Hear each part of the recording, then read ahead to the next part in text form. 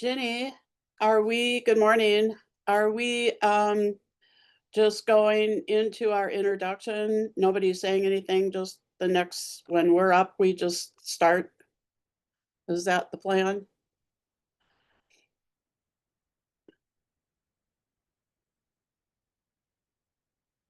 Jenny, are you there? It's Rosa from Las Vegas. Hi, Audrey. Hi, Good Rose. morning. Good morning. Now I'm going to mute myself. Yeah, yeah, we're all gonna be muted. So,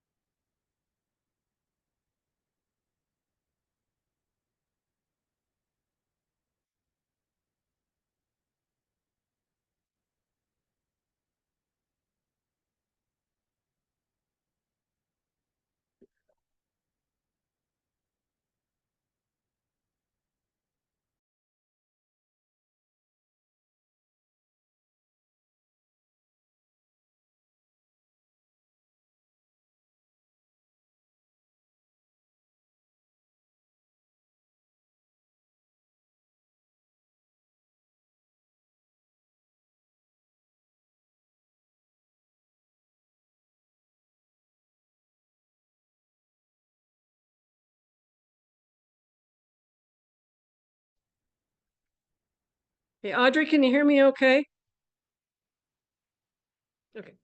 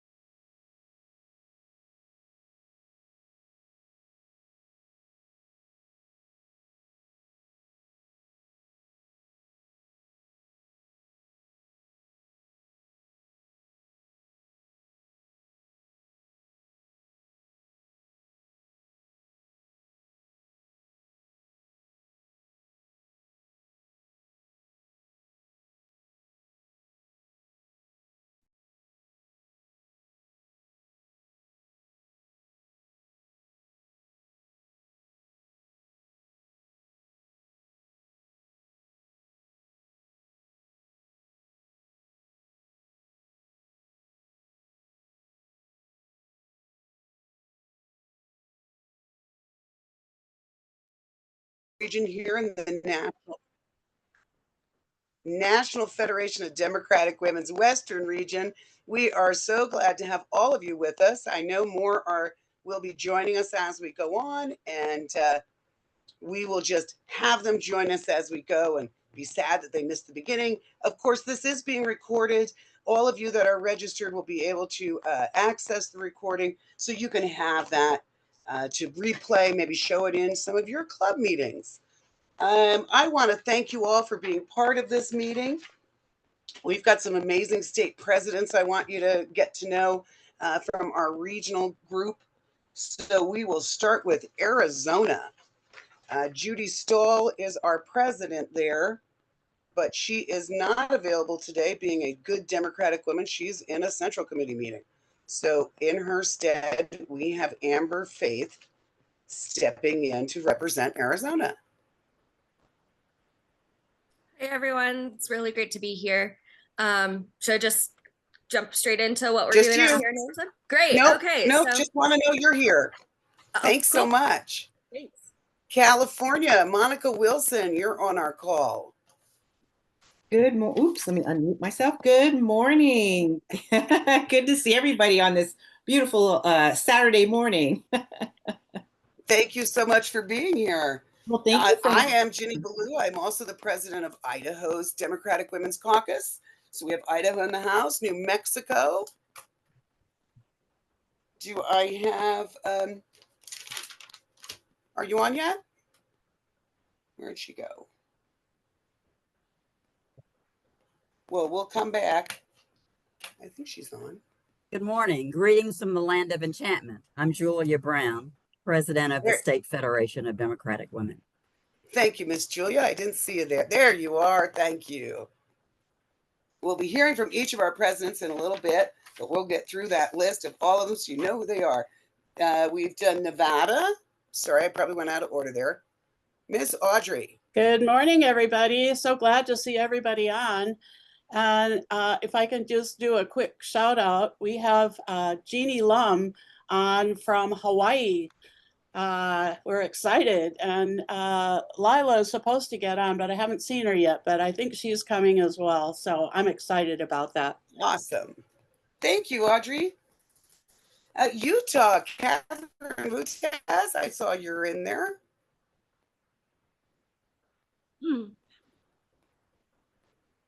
There you are. Can you hear me okay?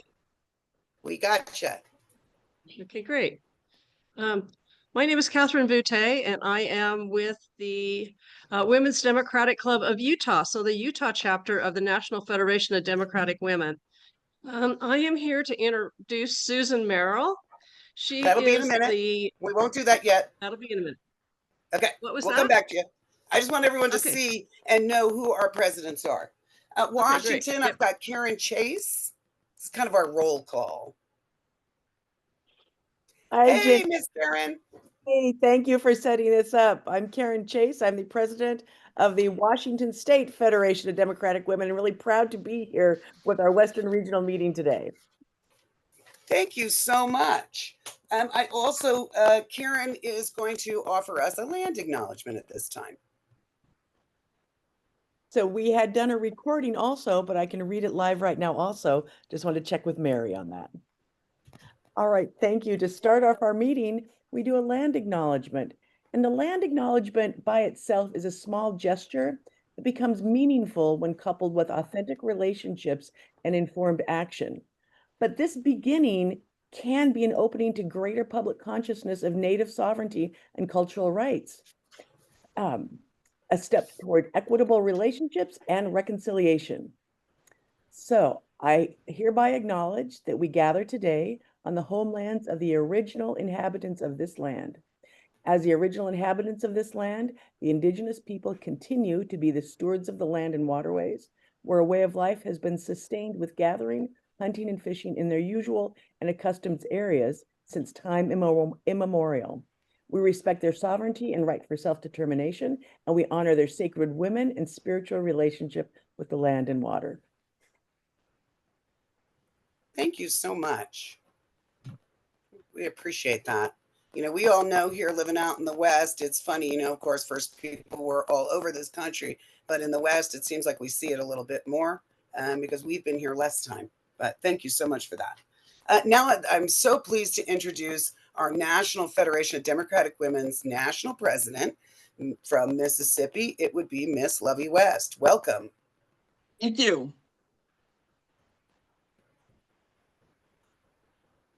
And Lovey, would you like to lead us in a pledge of allegiance, please? Of course. I pledge allegiance to the flag of the United States of America and to the republic for which it stands, one nation, under God, indivisible, with liberty and justice for all. Thank you so much. So we are going to, I know that it's a beautiful day, probably most places in the country. There's all kinds of things you want to do. So we are going to do our best to stay on time, make the best use of your time, and run with our program that is so jam-packed with great women to speak to us. And we're going to start with Catherine Voutey in Utah. Thank you so much. I'm here to introduce Susan Merrill. She is the Utah Party Vice Chair. Here's just a little bit of information about her. Susan Merrill is a lifelong educator, a proud union member, and the Vice Chair of the Utah Democratic Party. Born and raised in Michigan, Susan and her family moved to Utah in search of sunny skies and mountain views. Since moving to Utah, Susan has served in her local county party as well as on the state central committee. She taught middle and high school for 10 years and is currently working in higher education with students who are struggling academically. Since her election at the end of May, Susan has traveled to events in 10 of the 29 counties in Utah because she believes that the way to win Utah is to show up for the rural counties. Susan, her husband Steve, and their 3 children live in Southwest Utah. I'll turn it over to you, Susan. Good morning, everybody. I'm really excited to be here. I had a great opener for this presentation, and I think after the events of this week, I just need to take a minute and acknowledge that it's been a really hard time here in Utah, and I know across the nation. It's not an easy time to be a Democrat. It's especially not an easy time to be a blue dot in a very red area, especially when like we live about 45 minutes away from where that young man grew up. And so it's not a great time here for that. And so acknowledging that, let me say how excited I am to tell you about Utah in other ways. So normally when I make presentations and someone says, oh, we should talk to Utah and see what's going on there, it's like, oh, I'm really sorry about Mike Lee. Or, yeah, I'm really sorry about whatever legislation we just passed. It's a really hard time in Utah typically. But right now we have an awful lot of things to be excited for. And so I'm really excited to share some of that stuff with you. We see a pathway in Utah for a competitive 2026. And that's something we haven't been able to say for a minute. So let me tell you a little bit about the landscape here in Utah. So finally, after 7 years, we have a pathway to fair maps. On August 25th, a judge ruled that our gerrymandered maps were to be tossed out and replaced quickly with new impartial ones. And when I say quickly, I mean this judge has said she wants them in place for 2026 because that is what the voters said. And so she wants to go with what the voters say, which is incredible. So to give you an idea, currently Salt Lake City, which is our largest city, is split into 4 parts, and it is traditionally a blue city.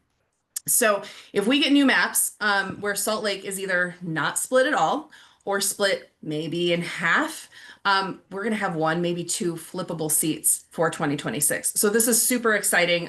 We have been preparing as if we would be competitive because that's what you do. But now we can actually move forward with some really exciting plans. So building on that, we're focusing on recruiting high quality Democrats who understand their communities for every race. We want people who really understand the places that they're in. Currently, let me give you an idea. So our 4 congressional districts split Salt Lake into 4, as I said. My representative, I live about 4 hours from Salt Lake City, and my representative lives down the block from all of them, actually. They're all in the Salt Lake area. And so it is, it's a little bit challenging to get representatives who really understand their area. And so if we can get some high quality Democrats who really understand their communities, who really understand the heartbeat of the rural counties here, we're going to be able to shift a lot, I think. I think that rural counties are ready to be represented. Let's see. I just went off script. I'm so sorry. I'm trying to keep to my script so that I make sure I'm on time. Otherwise, my ADHD will take off for me. So with our new maps, we may need to adjust who we have running. We actually have in our 4 congressional districts, we have more than 2 people running in each of them already, which is wonderful. Once those new maps hit, which we're not sure what that's going to look like, we're going to see where we might have to go recruit some new candidates. We'll be, and so we're working on behind the scenes on who those candidates might be already, which is really great. We're building on the growing nationwide momentum that we're seeing as Democrats by tapping into existing grassroots organizations, but also by supporting our rural parties. Utah is mostly a rural state, as some of you all in the West get, y'all get me. Outside of the Salt Lake area, we're pretty rural. And honestly, while the state typically votes Republican, they actually are more libertarian. They just don't know it. They've been conditioned to vote Republican, but they actually care about people leaving them alone. They just want their rights and they want to be left alone with their guns on their property, and that's just where they are. And so they consistently vote Republican, but that's not actually the party that's representing them the best at this point. And so if we can get out the messaging that we as Democrats are actually the ones standing up for their liberties, I think we can tap into a market there that hasn't historically been tapped into. And so that leads me to then messaging. We as a state, I mean, as a country too, I think, but as a state need to focus on our messaging. We need to focus on relatable messaging that uses small words. We cannot use the word capitulate when we mean rollover. We cannot use economic development. Instead, we need to talk about good jobs for our kids. As Catherine mentioned, I work in higher education, and one of my students last year during the final project raised her hand and said, I don't know what the word redundant means. And some other kids said, yeah, me neither. And I laughed because I thought they were kidding. And they were being redundant, so I was like, oh, that's cute, haha. And then all of the students looked at me and said, no, I actually have the same question. What does that mean? Our students don't have the vocabulary that they used to. Like I said, I'm in higher education. This is college, and they do not know the word redundant. So while we have an education problem and we need to fix that, I hear you. Also, how about maybe we fix everything else first? Because if we don't have the government, we can't fix the education.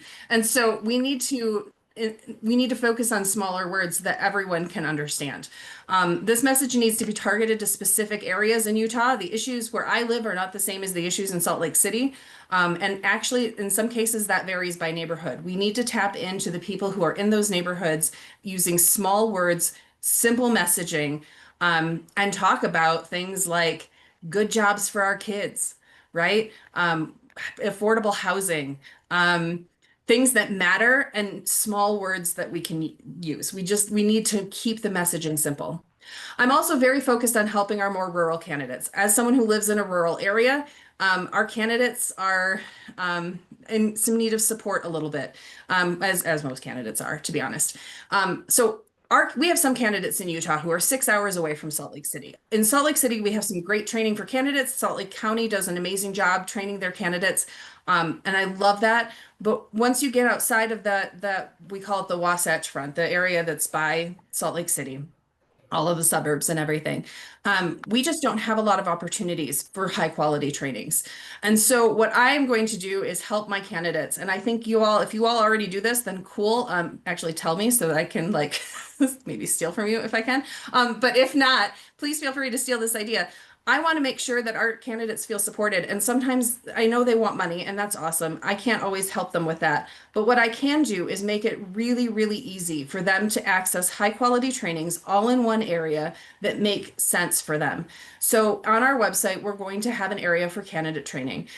This is going to link to the NDTC trainings, YouTube trainings of more localized things that are more central to Utah. checklists for candidates, like when they need to file with the lieutenant governor, if that's applicable to them, all located in one spot. Our candidates, especially the rural ones, sometimes they're running for the first time and they don't know where to go. They don't know where to turn. They don't understand all of the different things that they need to do. So having training in one location where they can just go there and get their questions answered is going to help them feel so supported and put our rural candidates on the same playing field as our ones in the more suburban areas. I have a lot more that we're excited about here. It's okay, other than this week notwithstanding, it's been a really exciting time in Utah. But I want to make sure that you can hear from the other fantastic speakers you have today. So if you have any questions or comments for me, I'd love for you to reach out. My email is vc@utdem.org. I will put that in the chat. VC like vice chair. It's been an honor to be asked to speak today. I'm so excited that I got to share with you, and I hope you're excited about what Utah's got going on too. So have a great day. Oh my goodness, Susan, thank you so much. You know, when Catherine first came on, and this is a big point I want us to recognize, Utah is a brand new state to the Federation. And so we've got Hawaii on the call today, and they've got a lot of Democratic women. And gosh knows, we all want to have our next regional meeting in person in Hawaii, don't we? So we want to see that they come on. But Susan, some of the things y'all are doing, I think, are really duplicatable for our other rural areas. Even California has some strong rural areas that most people don't think of, and all of our Western states do. We've all got what, 1 or 2, maybe 3 big cities, and the rest is, dirt roads. So I really appreciate the work you're doing, and I look forward to us having a meeting down in Salt Lake where we can take part in your, I think you have a little raunchy bingo or something else y'all have been doing. Tap into the fun, ladies, right? That's what people show up for. So thank you so very, very much. Thank you. Thank you for having us. We love being here. You bet. We are so glad to have you. If you've got questions, and if our speakers don't mind being contacted, if you'd go ahead and throw your contact info in our chat, then everyone could grab it.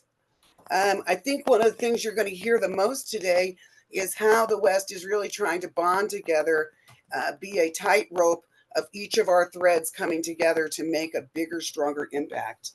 So next up, we've got Judy Stahl from Arizona, and we've got a little video since she is also at her state meeting. So we could play that, please.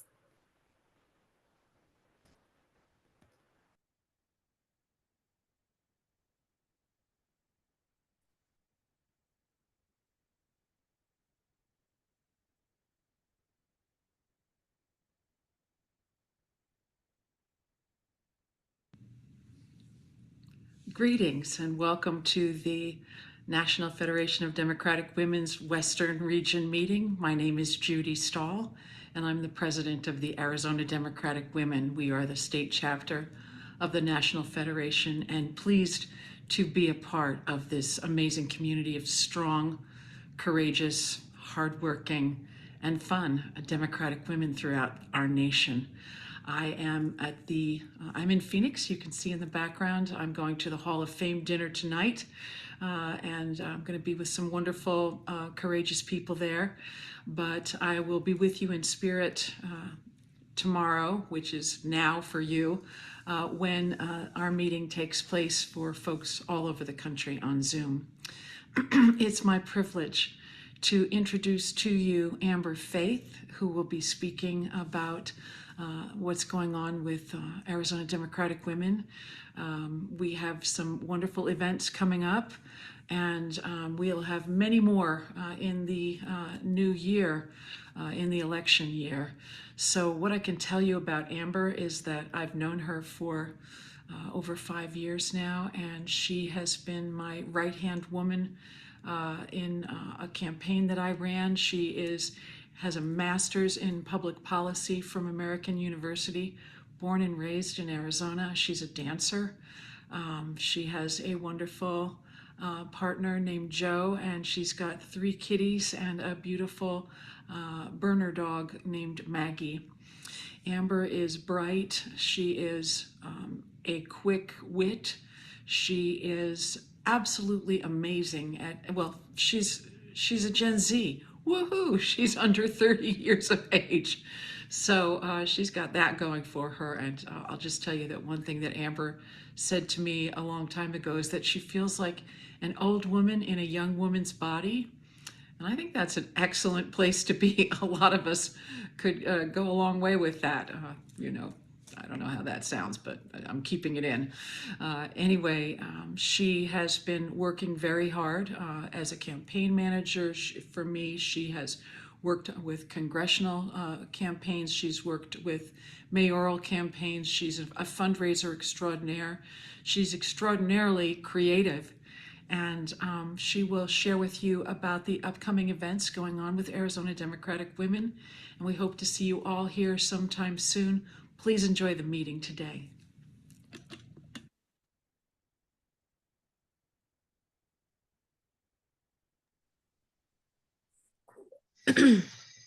Okay, thank you guys so much. It's really great to be here. As Judy said, I am on the board of the Arizona Democratic Women, the our chapter of the National Federation. I serve as the political action chair. I am also the chairwoman of the Democratic Women of the Prescott area, which is AZDW's biggest source of membership. We in Red Yavapai County are 230 members strong. So we are the largest club in Arizona, which is very, very exciting. And I think really that captures, sorry, my dog is barking for a walk right now. I think that really captures the kind of competition that we see in Arizona. Last year, 2024, obviously Trump did take Arizona, but we did see a lot of successes down the ballot, particularly electing Ruben Gallego to the Senate and passing the Arizonans for Abortion Access with a significant mandate from the voters protecting abortion rights across Arizona. So what we're seeing more and more in Arizona is that voters really do agree with us on the issues. It's just that, very similar to what Susan said was going on in Utah, they're just used to voting Republican, but that is quickly changing as the state grows younger and more diverse. So it is really our challenge now to start reaching out in the places where people are not putting not getting face time with Democrats. And to that end, Judy has been leading us to produce events to really make those connections throughout rural Arizona, starting with an event that we are having in Douglas in Cochise County, a very rural red county, but where the second biggest Arizona Democratic Women's Club exists. So we're finding these communities that have joined together and we're bringing them into the fold. That will be on, one second, I am not good at remembering dates. Yeah, so that'll be at the end of this month on the 27th. We're also going to be planning in the new year some events up on a few of the reservations in northeastern Arizona.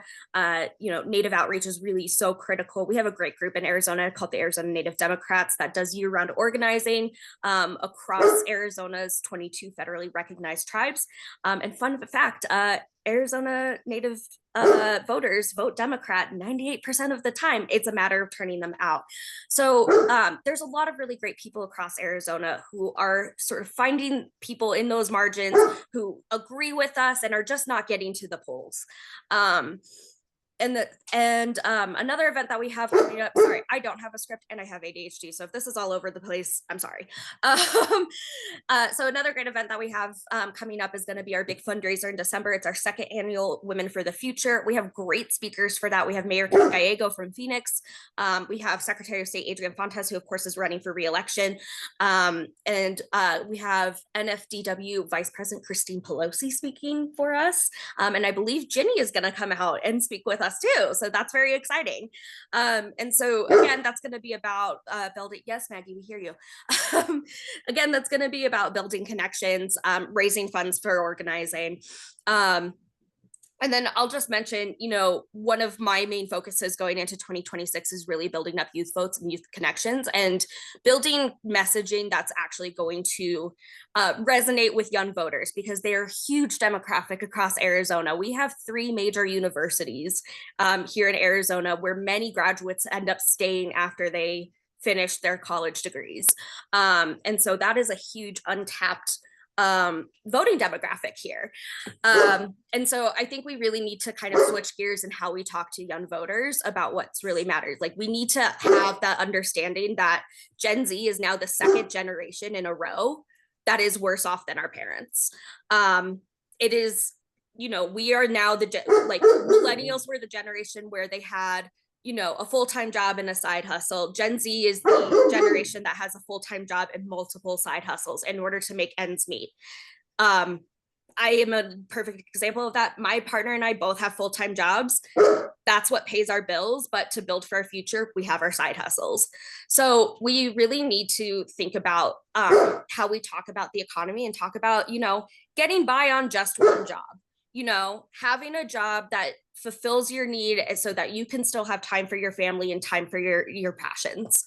You know, we need to talk about affordable housing, buying that first house. You know, we need to talk about how we're gonna build a sustainable future.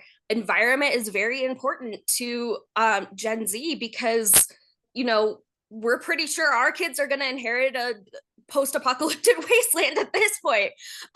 So, you know, we really need to be a little bit more forward thinking and have this messaging that's directed to young voters about here's how we can help you build the life that you want, that your parents got, and you are not guaranteed.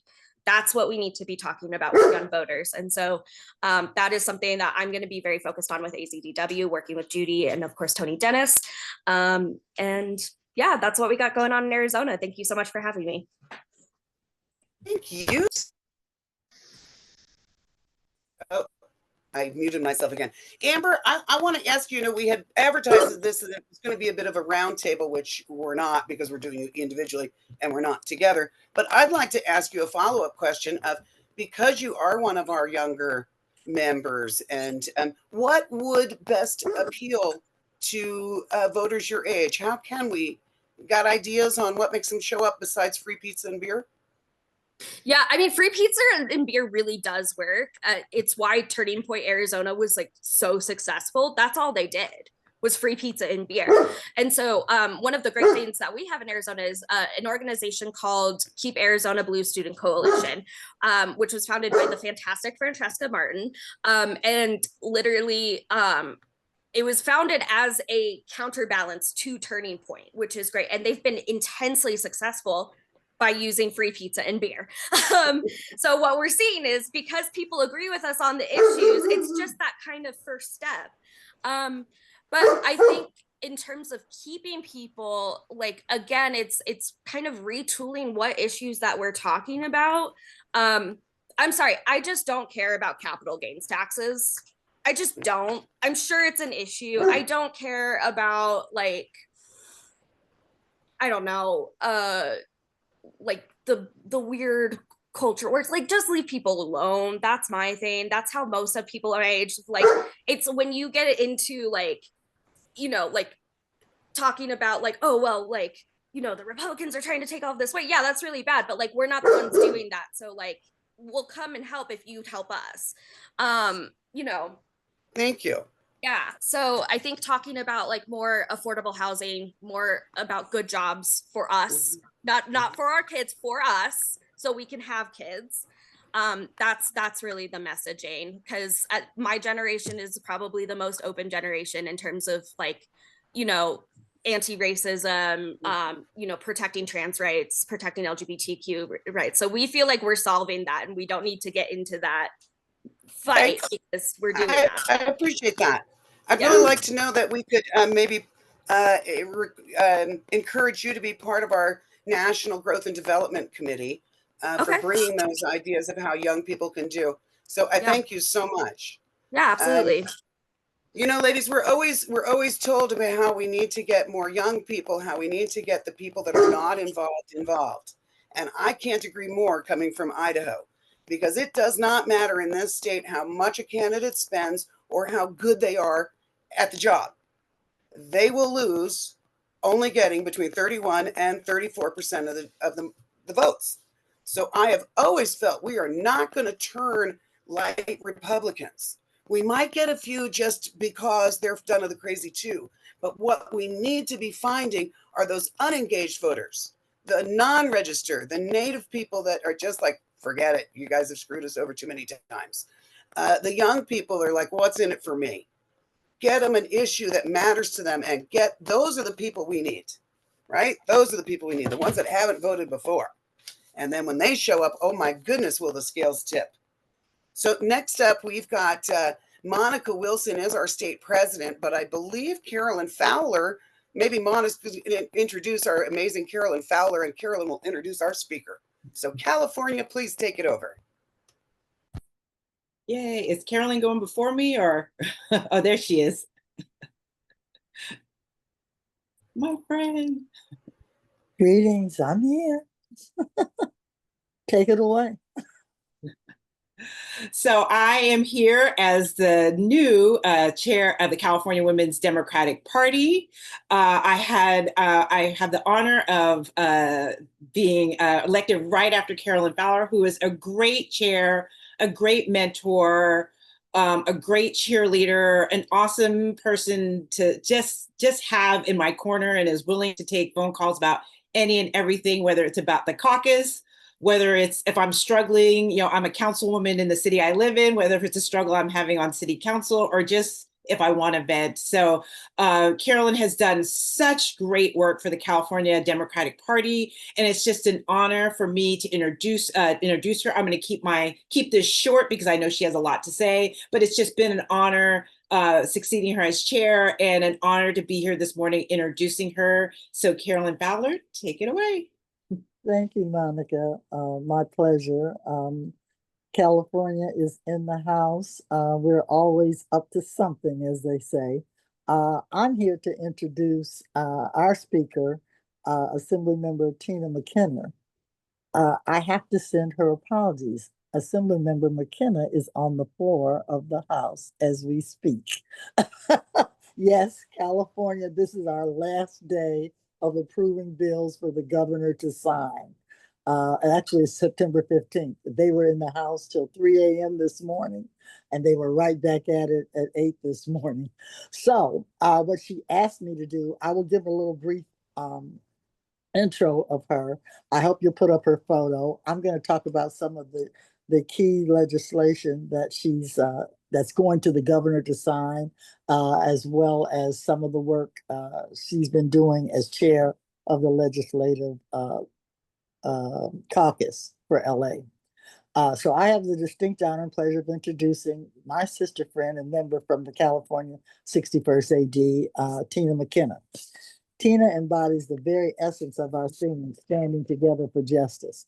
Tina isn't just about numbers and policy, she is about people. As a former legislative staffer herself, she recognized the glaring injustice that while our legislature fervently supports union rights across the state, our own Capitol staffers, unfortunately, were denied that right. With unwavering determination, Tina introduced Assembly Bill 1, aiming to grant collective bargaining rights to the legislative staff that many deemed not only politically risky, but impossible to achieve. Well, Tina saw a moral imperative, and her commitment led to passage and signing of the bill by Governor Newsom. Now Tina's courage isn't confined to the halls of the Capitol. That's not the photo I sent, but okay. She's been a relentless advocate for workers' rights, education, environmental justice, and housing reform. In a world where political courage can be rare, Tina does stand out, not just for her bold policies, but for her genuine care and commitment to making a difference. So let me just share with you very quickly, as I mentioned, just some of the work that she's done recently that just got approved is going to the governor. Tina has a measure to protect homeowners rebuilding from the Eaton and Palisades fires, and that has been approved by the state legislature. She also has a measure for residential leases in the Carolyn, state. you're breaking up. Oh, I'm getting feedback myself. I don't know why. It wasn't at first.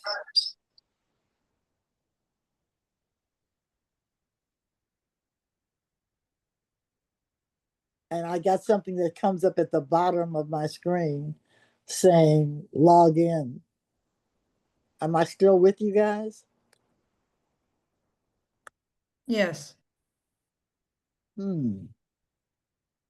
Is that better? I can hear you. Okay. I'll be quick. It's just a couple more things. So she got a bill for residential leases within the state to include a stove and refrigerator. So every apartment owner must provide at least that. She also got a first home buyer assistance fund for descendants of formerly enslaved people approved. She brings a community together frequently. She is chair of the Los Angeles Legislative Leaders. They donate $100,000 to support communities impacted by the fires, and they also got $3.3 billion to support countywide transit needs as part of cap and trade reauthorization. So the main thing that's going on in California right now, if you haven't heard, due to Texas, we have a measure that's going to be a special election November 4th on the ballot. The emergency rigging, it's not emergency, it's the rigging of the gerrymandering. So Prop 50 is what it's called. Prop 50 is not only going to hopefully stop the Republicans, although I understand Missouri just changed their maps, but we're asking other states that can do the same thing to do it. We're only impacting California structured where we have an independent group that decides, not the legislature, that decides what the maps will look like. That's not in most states, I understand that. But we came to the fact that the people should decide, and that's how we do that. So this bill is going to give a temporary exclusion to that, but only for the congressional seats, not every other seat, just the congressional seats. And it's going to allow us to do that for 2026, 28, and 30 if necessary. So through this entire end of this presidential reign, if we have to. So we're asking people to vote yes on that prop. And any states that want to help us, because frequently we're calling other states, helping them, especially Arizona and Nevada, to win their seats. So we need to win this election. And I look forward to getting that support. So thank you all very much. And that is Assemblymember Tina McKenna, and I'm sure she'll join us in the future. Thank you. Are we hearing you? I know.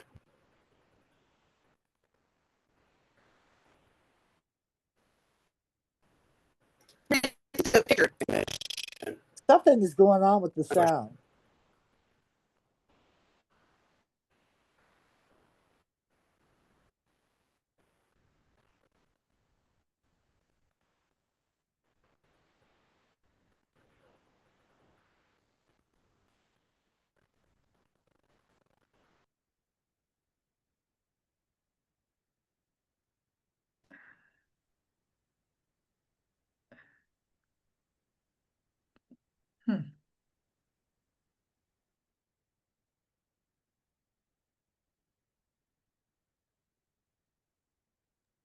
I think it might have been Jenny, and that's Yeah, why Jenny, you're on. but I think it's her sound. That's what Well, was she's created. muted too, so. Yeah, I think she muted on purpose. She needs to unmute. I think she muted on purpose. She's trying to fix something. Okay. Mary, take me off a pin here. It's not my turn.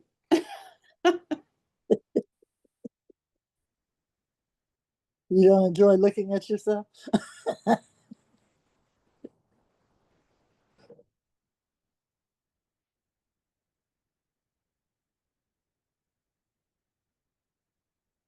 I wonder should she log out and come back in? I know she doesn't want to. Yeah, I think it's a Wi-Fi issue. I think you might be right.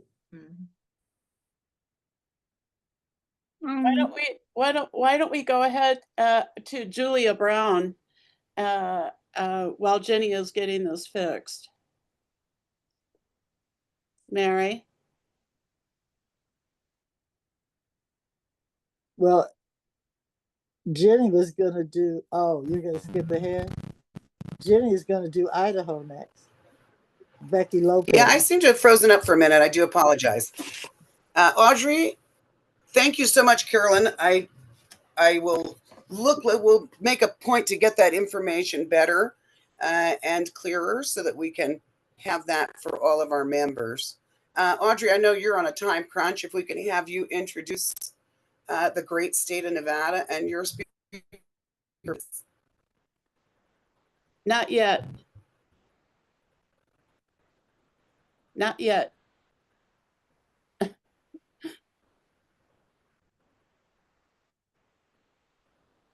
Hello, everyone. Okay, well. Do you want me to go ahead?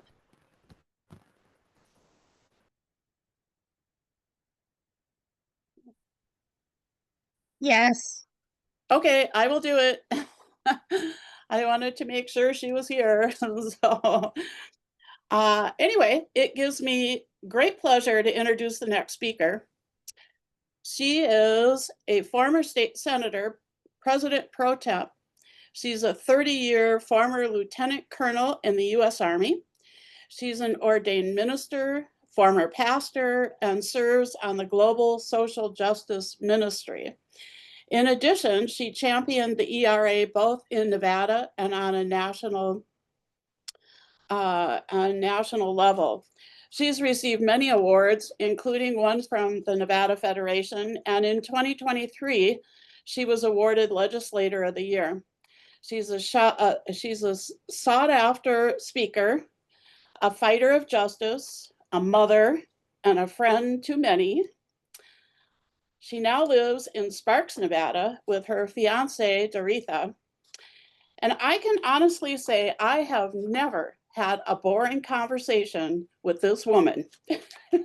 I'm proud to call her my friend. Please welcome State Senator Pat Spearman. You're muted, Pat. Unmute. There we go. Are we still there? Yep. Okay. For some reason, whenever I touch anything that says unmute or whatever, then the screen goes away.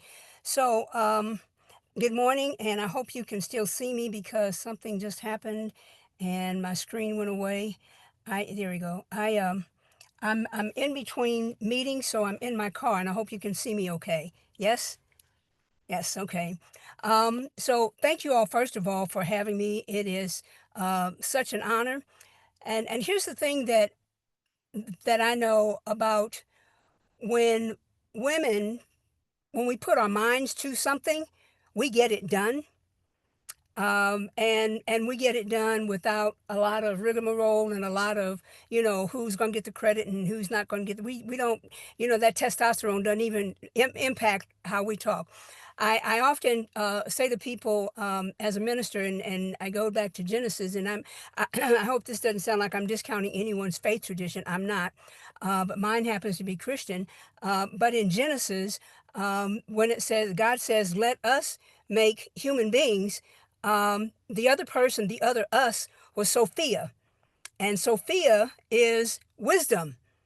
And so, I often remind people, it's one of the reasons that women can really get it done is because we were there in the beginning, and we know the mind of God, as it were. And I think where we are today, let me say a little bit about what happened this week, and I'm going to weave that into what I want to talk about. But this week, there was a couple of terrible things that happened. There was, and I can't remember the state, but there was a student who brought a weapon to school and shot a couple of his classmates. I think they were injured, but then he turned the gun on himself, and so he was killed. Last week we had, or 2 weeks ago, we had a Catholic school, where someone went in and opened up fire, and several kids, I can't remember how many, several of them died. And then Wednesday, I think it was Thursday, a gentleman by the name of Charlie Kirk was shot and killed. And I grieve for their family. um, having lost my son earlier this year to a violent murder, someone he did not know, I understand what that feels like. So I get it, but at the same time, I think we have to be truth tellers, and we can mourn that person's death and want to bring whoever the person is that did that, make sure that they get justice. But at the same time, I think in the day and age where we're in right now, I think we have to be truth tellers and tell the truth about what was happening on that campus when he was shot. He had a whole tour set up, and unless I missed something, he was a strong purveyor of hate and discourse. And one of the things I know about the universe, and Audrey, you can probably back me up on this because you're always saying it, but there is an immutable law in the universe that whatever you plant, it will come back up. And so if you plant watermelon, but you're looking for tomatoes, you're going to be disappointed. And if you plant tomatoes, look for watermelon, you're going to be disappointed.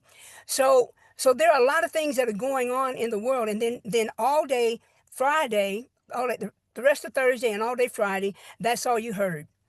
Now, what am I saying? I'm saying that we have to look at this. We're talking about standing together in justice. We have to look at this for what it is. And we had children who were shot and killed. And they got a minute, 2 minutes. But here's someone who was traveling, and in the spirit of the current president, was basically a disciple and talking about all the same things that he did. And he got 2.5 days.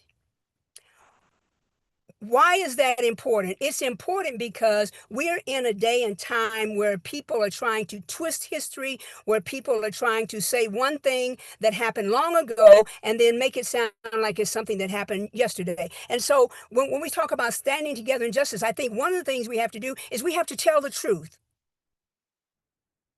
We have to tell the truth. And the truth is we are a nation made up of immigrants. And were it not for people who came here, and oh, by the way, that was a poem that we learned in elementary school in 1492, Columbus sailed the ocean blue. That was a poem. That was not history, because when he got to what we now call the Americas, he was really lost. This is not what he was looking for. He was lost, and that is the truth. And we have to tell that truth because people think that no one was here when he landed, but there were people here who already had mores, they had customs, they had a culture. The next thing we have to do is we have to tell the truth about what is going on from the standpoint of women and what we do, and maybe what people think we don't do. I said this to someone a couple of weeks ago. I said, the only reason anyone would be against diversity, inclusion, and equity, that's one way of saying it, DEI. The only reason someone would not want that is because they have not properly prepared themselves to compete in this world today. But I know every woman that is listening to this, we had to work twice as hard, 3 times as hard, 4 times as hard, and sometimes we still didn't get the recognition that we needed. And so whenever the promotion comes up, are we ready for it? You're dang tootin' we ready for it. We can do not only the job we're being promoted to, but we can do the job of the person that's promoting us. Hello, somebody. And so people who have not properly prepared themselves, they do not want to see equity and inclusion. But the other way I say DEI, especially for women, is definitely earned it. Definitely earned it. And I retired as a lieutenant colonel, but had I been a white man with blonde hair and blue eyes, I would have retired a 2-star general. But I'm a Black female. And when I was commissioned in December of 77, conscription had just ended and they had just started integrating women into, all of the branches of the military. They didn't want women in the military police corps. And they certainly didn't want a Black woman. Well, I mean, somebody like me, that, you know, I don't take a second seat. I'll just put it like that. I don't take a second seat. If I'm supposed to be in the first seat, that's where I go. And so during my officer basic, they tried to do everything that they could to make me drop. I don't know how many of you all saw Private Jane, the movie. Yes, that's what I went through. Except it wasn't in the Navy; it was in the Army. When we took our PT test, I had to do 5 push-ups before they would count it as one. I had to do, you know, 10 or 12 sit-ups before they would count it as one. When we at that time we had to do a run, dodge, and jump, and you know, you run so fast and then you jump over something and you go around something else, and we were timed on that. Something always happened when I crossed the finish line that the stopwatch wouldn't stop. And so each time we took a physical fitness test, I barely made it. I barely made it. But when I got to my first duty assignment in Korea, and we were having PT, and where we ran, the place where we ran was up a very steep hill, and many times we had to do PT after shift. Here's what I know. I know that what they meant to break me built me. Because if it hadn't been for the fact that they were trying to make me do twice as much as what my male counterparts were, I probably would have been just an average person. I thought I was the only Black woman. It was only 7 women. And we were the first 7 women to be directly branched into the military police corps. There were women who were military police, but they started out in the WAC corps and then were detailed to the military police or to armor or whatever it was. So I thought I was the only Black person. I found out 15 years after our basic training that there was another young lady in there. She could pass for white, and she did. And she didn't have it as hard as I did. But it also means that when we know these things are happening, we have to tell the truth. Tell the truth. When I carried the bill for pay equity, I carried it because I was coming out of a store and an older lady, stopped me and she said, I was in jeans and a t-shirt or something. She said, aren't you? And I was like, oh my God, the way I'm looking, you know. She said, aren't you a Senator Spearman? I said, yes, ma'am, I am. She said, you know, we ought to do something. I said, about what? And she told me the story how she was hired and she'd worked at a particular company for about 5 or 6 years, and then was asked to train another gentleman who was coming into the department.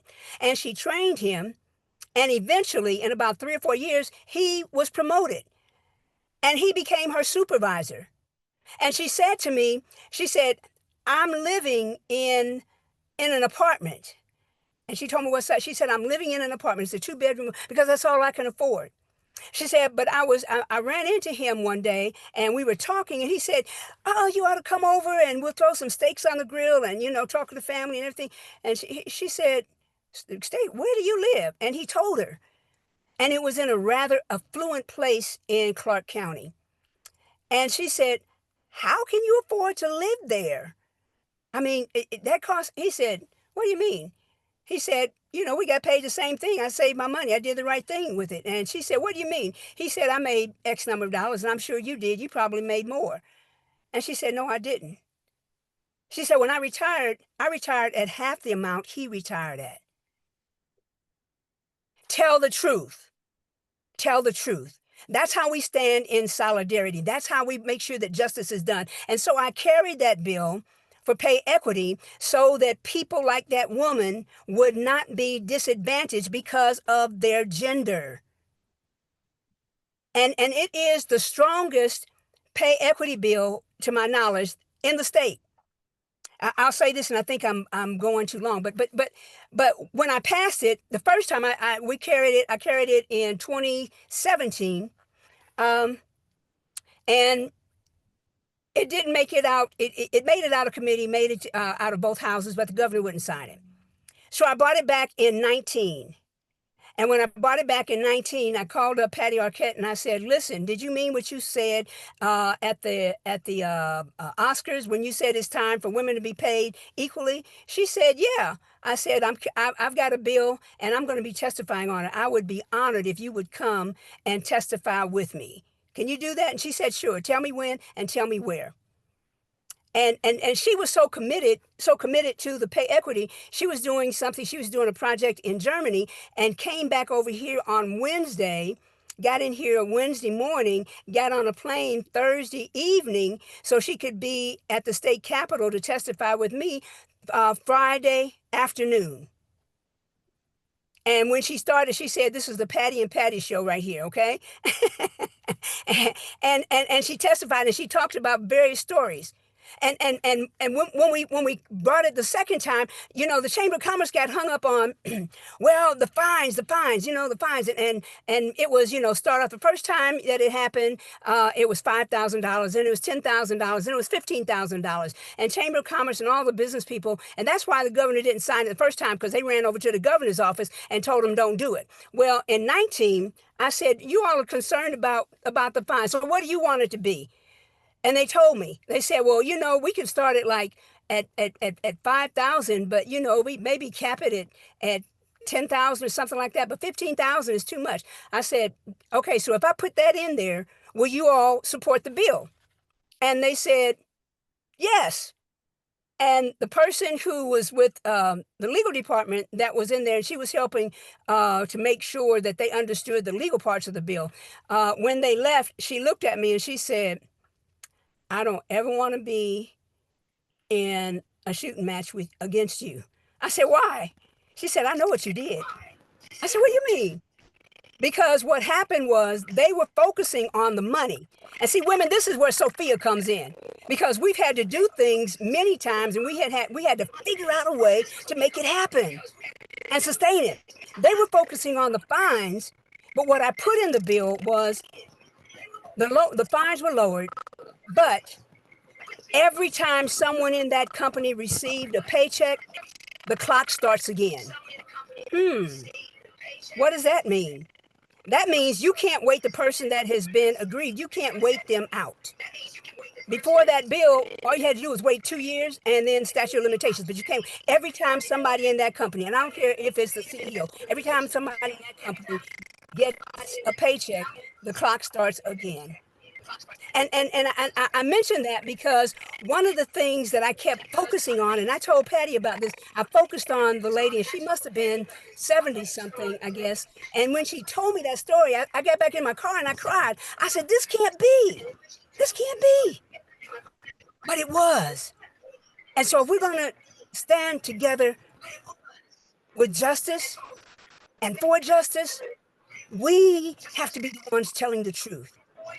We have to be the ones telling the truth. Tell the truth about what's happening on our jobs. Tell the truth about what's happening in our schools. Tell the truth about what's happening in this country. And don't let them steamroll over us. And then we get afraid. And we diminish ourselves. We shrink back. No, never, ever give up. Never, ever give ground. And all of you know that there are things in your life. You would not be where you are today if you had not fought for every inch of ground you are on right now. And so, sisters, we got a job to do. We got a job to do. Our country is going to hell in a handbasket, but it doesn't have to be that way because we know how to make handbaskets. Okay? So we can take that one apart and build another one if that's what you want. But we know how to maneuver around injustice. We know how to maneuver around prejudice. We know how to maneuver around discrimination. We know how to do those things. And so, my sisters, I'm asking you, I'm begging you, please, we're going to stand together. But the only way we can do it is to tell the truth. Thank you. Thank you. Thank you, Senator. Oh my goodness, such great pearls, such wisdom. Thank you. Things we can all and take. I apologize for the background. I was trying to get someplace where the sun was in front of me. But anyway.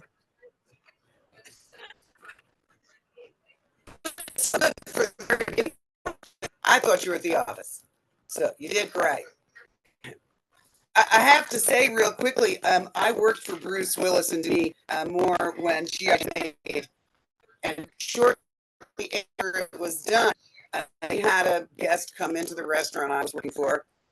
and it to me. Double, you didn't do that. And Bruce accepts $500 and says, "Let's go show them, babe." They walk into the entryway. We can't hear you. You're breaking up. Breaking up. But she was always working.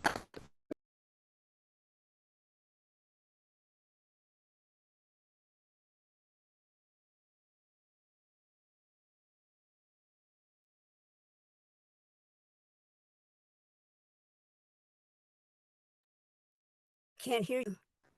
You're muted. Yeah, Jenny, we can't hear you, but if you can put the Can you hear me story in the now? chat for us all to appreciate, that'd be great. Can you hear me now? Is that better? Is that better? A little bit better, but it's echoing and you definitely got some crackling going on. Yeah. Oh, shoot. We were doing. I think it's an unstable Wi-Fi situation, so maybe you could move or go out there. Yeah, different.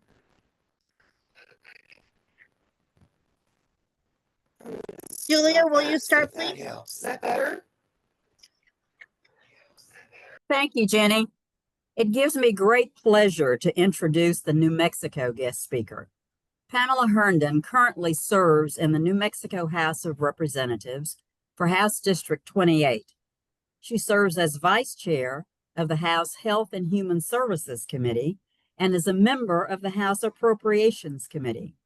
She also serves as President and CEO of the KWH Law Center for Social Justice and Change, a nonprofit law center where I proudly serve on the board, focused on providing access to justice for low and moderate income individuals with an emphasis on advocating for the rights of women, children, and families with children.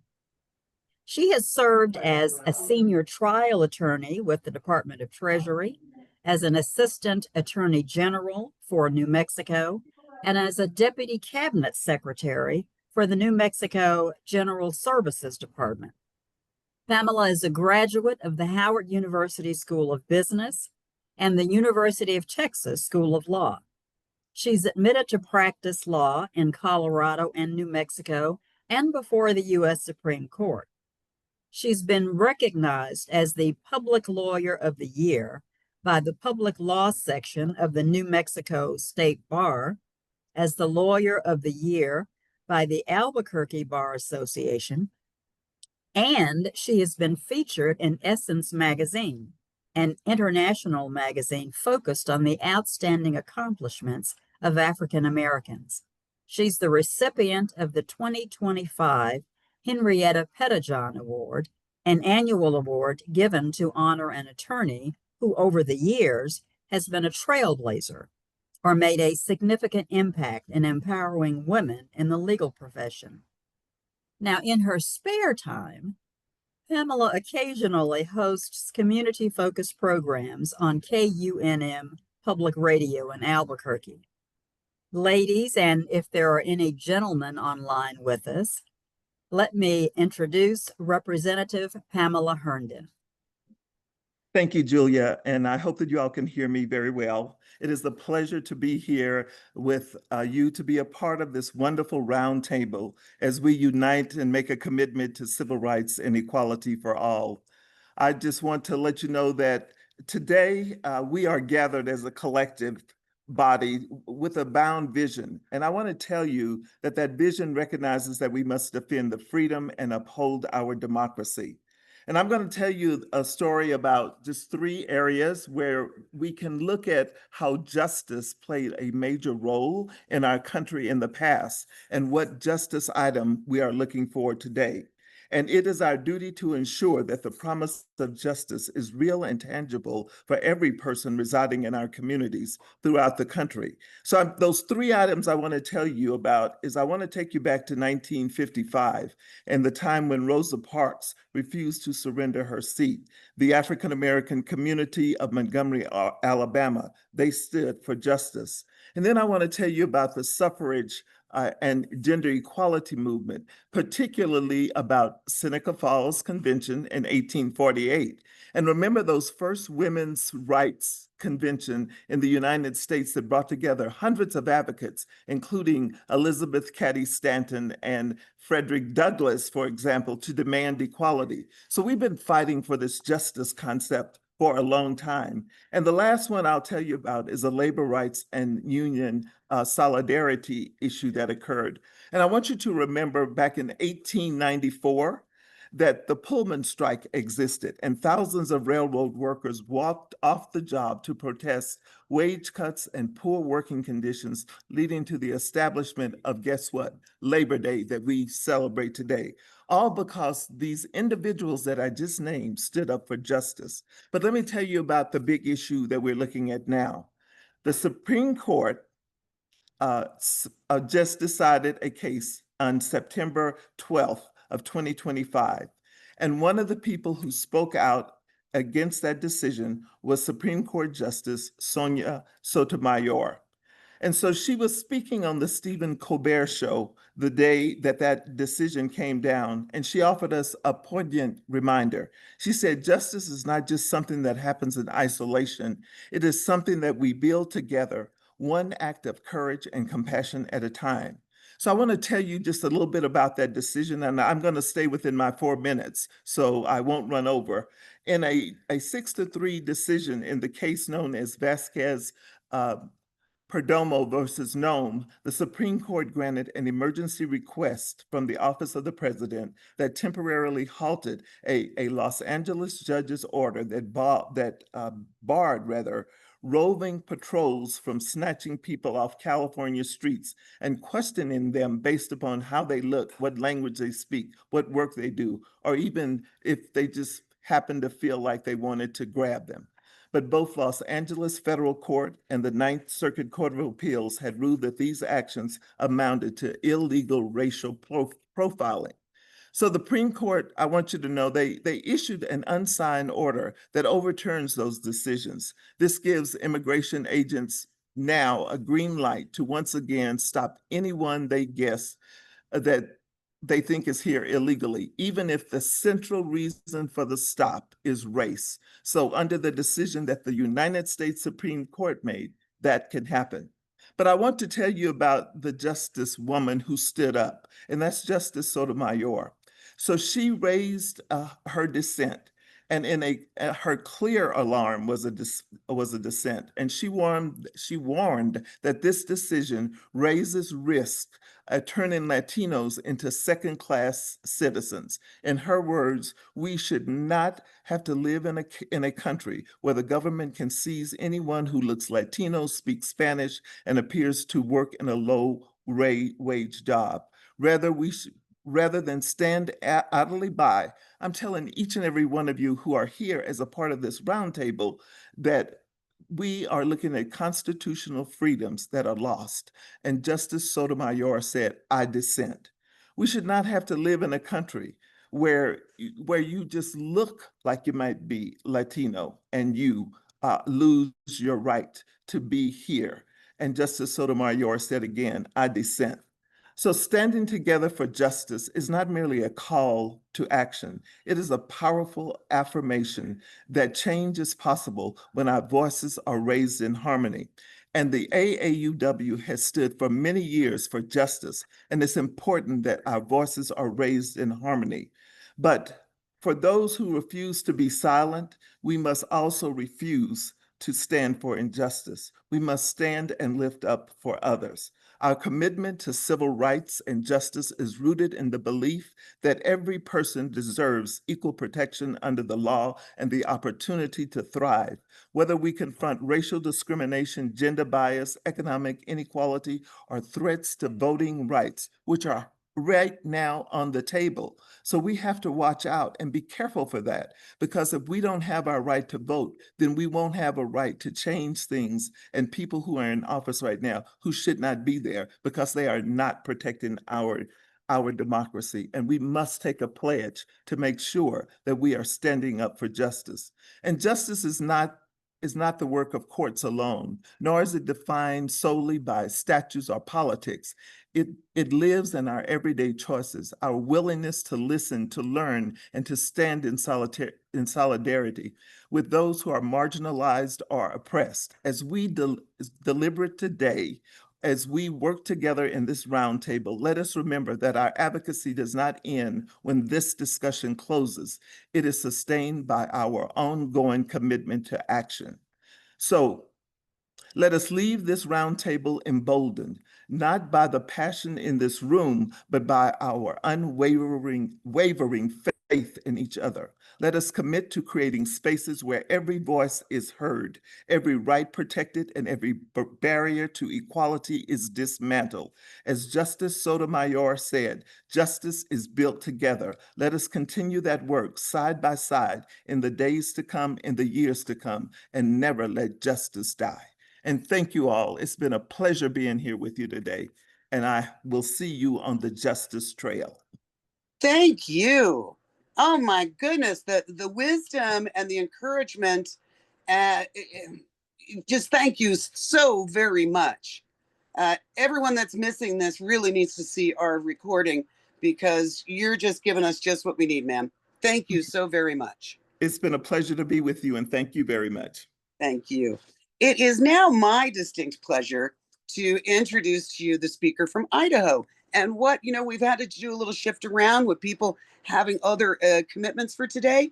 And wow, it couldn't have worked out better, because going off of what Justice Sotomayor had to say, I get to introduce to you Becky Lopez. Becky Lopez is the executive director for the Alliance of Idaho, which provides low-cost immigration legal services for families who live and work in Blaine County. Prior to this position, she worked for Power Engineers for 15 years in the accounting department. Becky was born in California to proud Mexican parents from Michoacan. I'm probably butchering that, I'm so sorry. And Sinaloa, Mexico. She's lived in Blaine County for 30 years. She attended Blaine County schools from kindergarten through 12th grade, has an associate degree in accounting from College of Southern Idaho. She is a bilingual younger person and is on the board of the St. Luke's Wood River Foundation. And before she did any of that, she was the little sister to my babysitter. And I was fortunate to live down the street from her parents for a dozen years or so.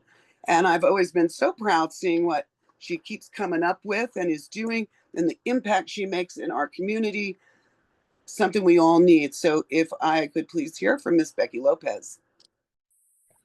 Hi, everyone. Thank you so much for having me. It's amazing to be surrounded by a bunch of amazing women.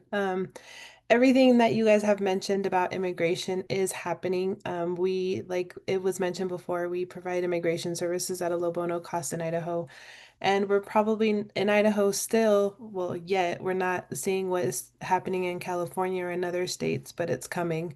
Our asylum cases are becoming very difficult.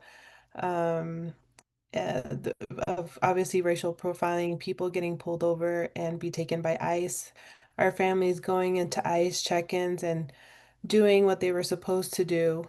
They're also being taken away. So it's happening, and it's making our job as a nonprofit providing immigration services difficult, but we are fighting it every day. We provide, we try to do as many know your rights presentations, trying to educate the community as much as we can, trying to educate our schools to how we have our kids safe, how we can protect our families. We've done kind of just preparation if a family were to be separated. We've done powers of attorney for families for kids and their properties if need be. We are pretty much trying to make sure our families are ready, save to get all their documents put together. If If they're eligible to adjust their status, we're trying to get them to do that. If they're eligible to become a U.S. citizen, we're trying to get them to take the U.S. citizen test. But changes are also going to be coming to the U.S. citizen test, which we don't know, but they're supposed to make it more difficult, but we don't know what that means. So everything is becoming more challenging for our community, for our immigrant community, which as we've all mentioned, the United States is created and came together from immigrants. So this is something we're trying to protect. But our work is getting hard, but we are doing the best that we can. So thank you, ladies, for everything that you do. We work hard every day to protect our immigrant families, and the battle it will never end, and we're here to help protect our community. And thank you for having me. Becky, thank you so very much. Is there anything, I get told all the time that what we really need is old white women talking to old white women.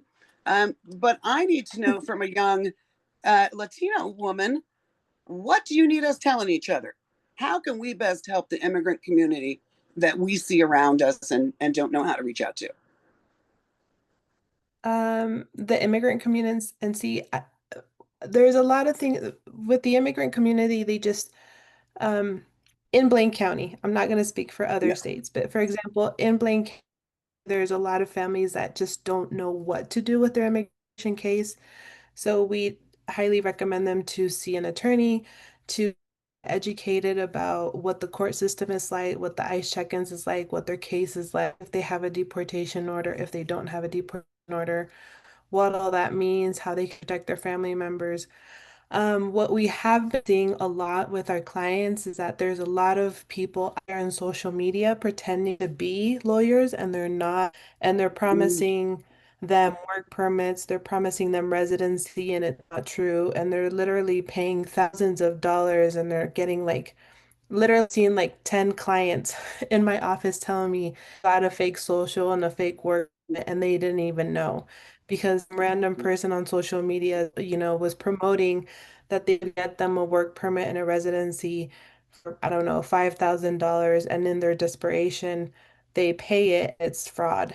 So we try to, more than anything, try to educate the families that as much as we would like it to, it's not that easy. There is a process for everything. Obviously, for a work permit, you need to apply for asylum first or adjustment of status or whatever each situation might be. Every situation is different.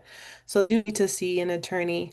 So they shouldn't be trusted some random person on social media that tells them that for $2,500 or $2,500 or $5,000 they can get them a work permit or Social Security or residency, because that's not how it works. So most important for me, I think for the community is to get educated, because in their desperation of, trying to be safe, just kind of losing a bunch of money to fake people that are just trying to abuse of what's going on.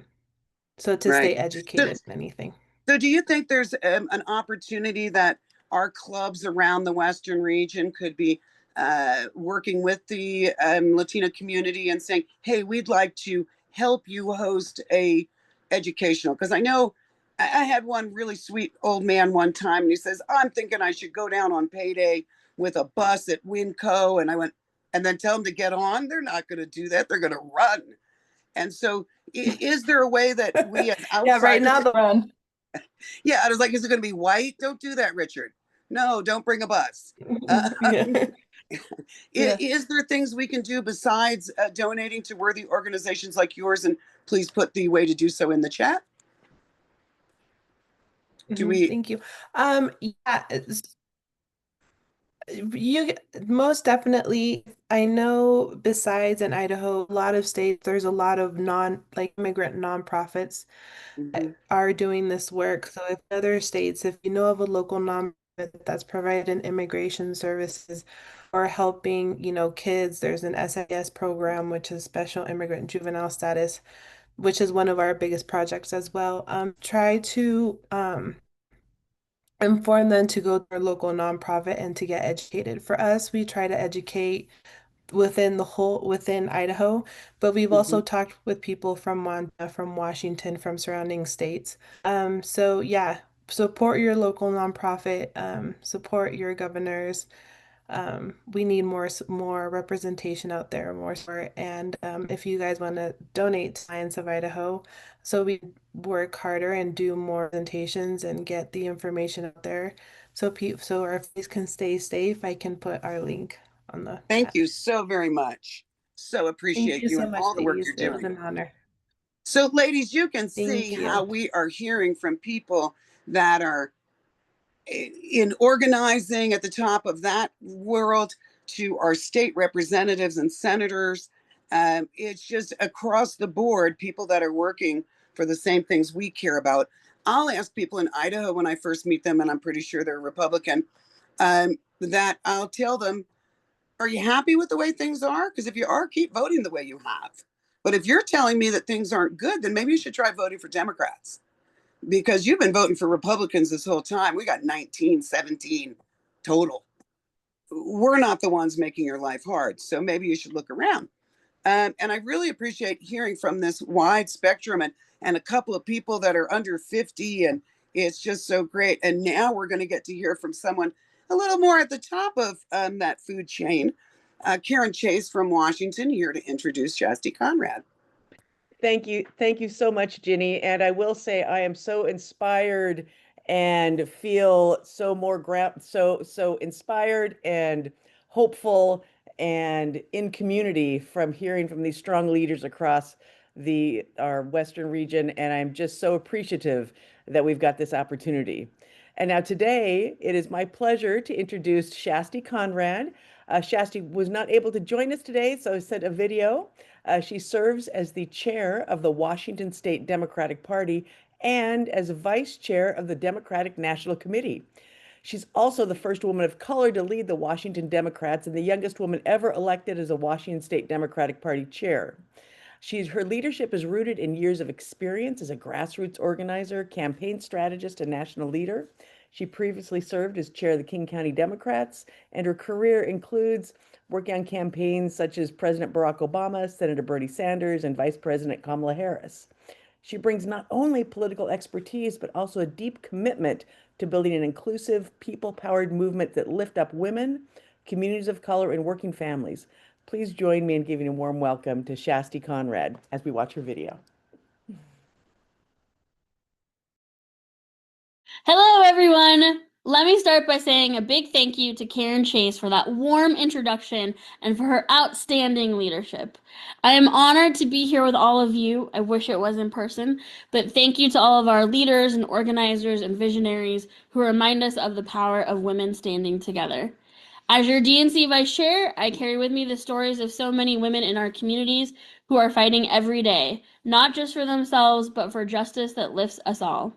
When we talk about justice, we're not only talking about the ballot box, though that matters deeply. We're talking about the justice of fair wages so women can provide for their families. We're talking about the justice of reproductive freedom, the right to make decisions about our own bodies and our own futures.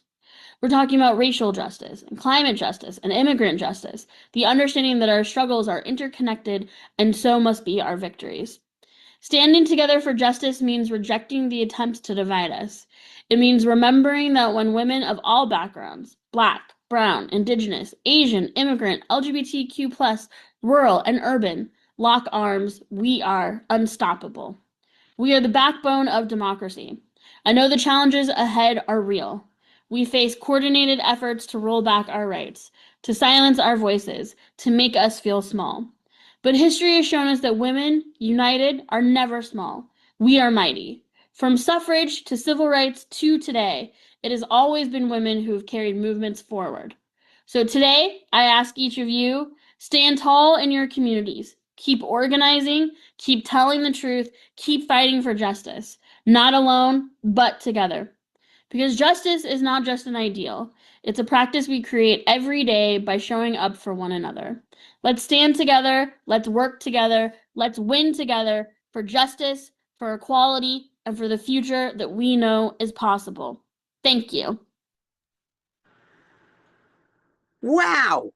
You know, I'm just wowed by the talent that is here in our states. The inspiration, I hope you're all feeling it as much as I am. Oh my goodness. You know, anytime I'm feeling sad, I just want to pull out this video. And for those that are going to watch it in the future, oh, hello. It's great. We're so glad you're here. And now to help close us out, thank you again, Karen. And Karen is also my assistant regional director. So all the things that I don't do well, but I also have to give that big shout out, Mary Kuehler, because, you know, she always makes me look like I know how to work a computer.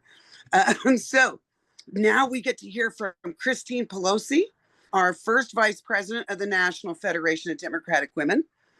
Christine is working, as we all do. I love how women multitask. Are you there, Christine? Greetings and good morning, everyone. Thank you so much for this beautiful event. I actually was just at the Grassroots Democrats headquarters in Los Angeles, kicking off a precinct walk for Proposition 50, our response to the Trump power grab that is going on in Texas and Missouri and some other states in order to make sure that we have a fair chance at fair elections in 2026. And I want to share with you briefly what I shared this morning. And that is that as Democrats, we believe in good government. We believe in the John R. Lewis Voting Rights Act that includes in it national redistricting by nonpartisan commission. And we have that in California. So for us to say we're going to step out of our comfort zone and do a controlled burn, we're going to meet fire with fire, but ours is a controlled burn. The lines are on the ballot, and it is a limited amount of time. And then we revert back to the work of the commission for the next set of lines, which, by the way, will be after a new census that we want to make sure counts every resident of California, every resident of the United States of America, and make sure that that includes all of our communities of color, all of our immigrant communities, all of our in some cases, uncounted communities. So that's one thing, is that we are meeting the moment, but we are also doing so without blowing up the entire system the way that Donald Trump did, mindful that we'd have a Democratic House majority right now if they had not redistricted North Carolina. The second thing I shared, which I want to share with all of you, is that today is the anniversary of the Violence Against Women Act.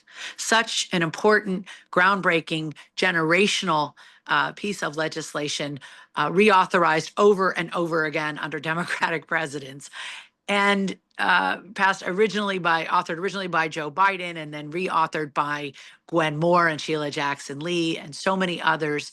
And as a young prosecutor, I actually worked on one of the first VAWA grants in the 90s, prosecuting violence against women, prosecuting family violence crimes, and being able to give families the tools that they needed in terms of healthcare, counseling, support systems to really change the dynamic and to educate juries, sometimes 12 people at a time, because it's one thing to have a law on paper. It's another thing for juries to break through and individuals to break through their own cycles of violence, their own denials. And so when you look now at what is at stake with Prop 50 and around the country, and I loved that line from Senator Pat, you know, we may be going to hell in a handbasket, but we know how to make handbaskets. Well, one of the handbaskets that we have made and knitted together is this Violence Against Women Act, the Affordable Care Act, and all of the efforts to make sure that the health and well-being of our country is important. And when particularly young people now who are involved in dating relationships know that there are resources out there for intimate partner violence as well for them, that's just another step forward that we keep continuing to take, thanks to the bravery and the courage of people who've been through this very, very damaging and sometimes deadly history. So I want to thank everybody for all the work that you do. That happens to be my why today.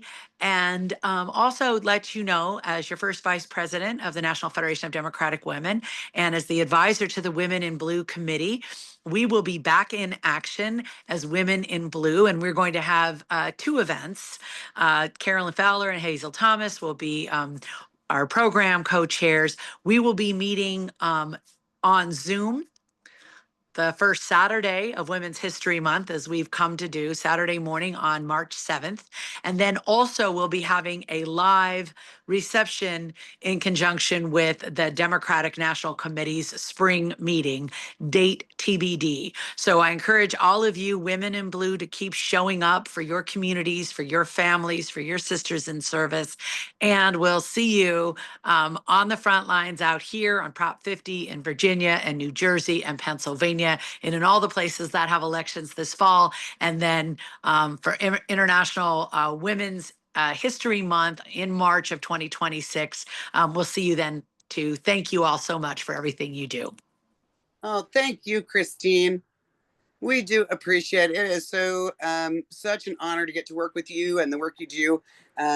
You know, ladies, we go with what we have, right? I've always told Christine, her last name gets her reservations, gets her in the door, but it's her work, her dedication, her passion, and her results that keep her coming back, right?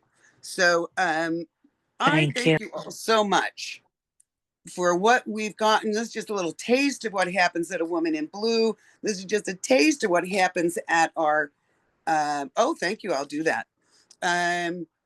It's just a little taste of what happens at our national convention. And to just tell you how good you should be wanting to go to that national convention, here again is NFDW President, Miss Lovey West. Thank you, and thank you so much. I bring you greetings on behalf of the National Federation of Democratic Women, and we want to congratulate each of you for a well-planned conference. The theme of this administration is Women, Policies, Power, and Priorities. This means that as Democratic women, we will create and support policies for the people. We will exercise our collective power and impact democracy. And our priorities will continue to be to recruit, train, and support women throughout the democratic process. We have an opportunity to use our collective strengths to support our young Dems as we forge ahead with our inaugural cohort. This means that we are planning for this convention to introduce a cohort of 10 young ladies, 30 and under, 30 to 18, who will be the first class that we will have of this group. You have an opportunity, each of you, to support this opportunity by contributing $19.71. The 1971 is the year in which this organization was formed. So please check out our website to make this contribution. We are counting on you. And also you can make a one-time contribution if this doesn't work for you. We are not just trying to win elections, but we are trying to save our democracy. Our 2026 convention will build a coalition of diverse, trained, talented women committed to democracy. We invite you now to take a listen at our video, which will highlight our convention in the fabulous Las Vegas. Take it away, video.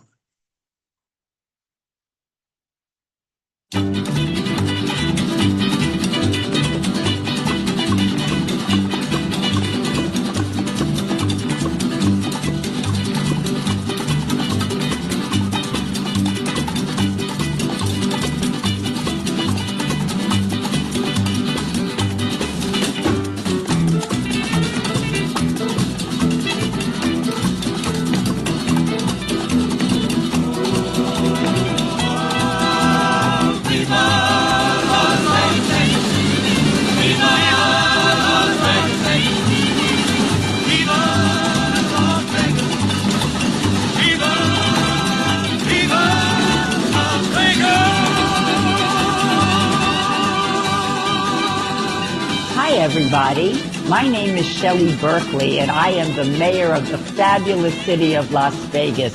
I am so excited to welcome the National Federation of Democratic Women to Las Vegas for their annual convention in June of 2026, June 3rd to the 6th. This is the place, the city of Las Vegas, where all of the women are going to convene. I am so excited to be able to welcome you. I'm welcoming you now and hope that you're going to take time out of your busy schedules to come to fabulous Las Vegas for the convention, and I'm going to welcome you when you get here. June is the perfect time of year to come to Vegas. The weather's going to be superb. The amenities, you're going to be at the Golden Nugget in fabulous downtown Las Vegas, a beautiful hotel. There's going to be food, there's going to be libations, but more important, there's going to be a great conference with very important, meaningful conversations. I look forward to seeing all of you. I'm here with the leadership of the Federation, and we're all excited to see you next June, June 3rd to the 6th, 2026, fabulous Las Vegas. I will be here to greet you, and thank you for coming.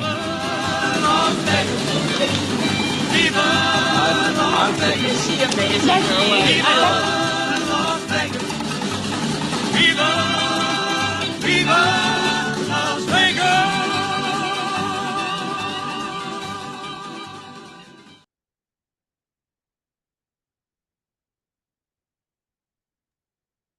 Well, I thank you so very much. I know I'm inspired, and us being out here in the West, what an easy little trip that'll be for us. We've gone a little bit long. I do thank you all for your attention this morning. Sure has been great to have you all.